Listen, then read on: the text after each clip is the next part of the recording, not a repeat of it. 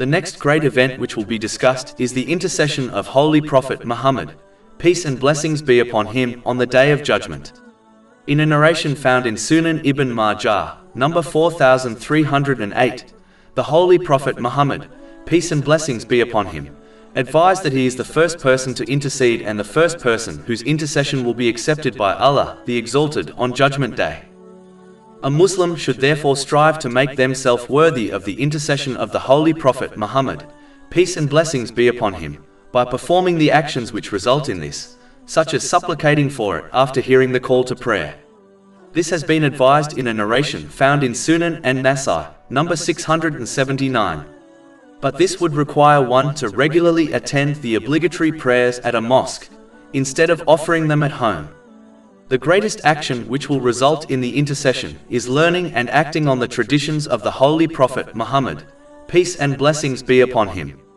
A Muslim should not live in heedlessness by rejecting this duty, and then expect intercession on Judgment Day, as this is closer to wishful thinking, which is blameworthy and of no real value, compared to true hope in the mercy of Allah, the Exalted.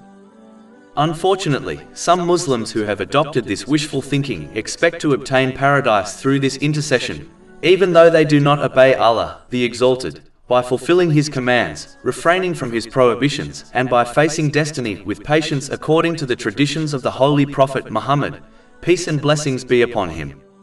These Muslims must realize that even though the intercession is a fact, some Muslims who will have their punishment reduced through intercession will still enter hell. Even a single moment in hell is truly unbearable. So one should abandon wishful thinking and instead adopt true hope by practically striving in the obedience of Allah, the Exalted, by using the blessings they have been granted in ways pleasing to Him. In addition, the Muslim who persists on the disobedience of Allah, the Exalted, and assumes they will be saved by this intercession must accept the reality that, due to their disobedience and mocking attitude, they may not even leave this world with their faith. Therefore, this Muslim must be more concerned with dying as a Muslim than receiving this intercession on Judgment Day, which is only reserved for Muslims. Over 400 free ebooks, audiobooks, infographics, podcasts and blogs available on our website, www.shaykhpod.com.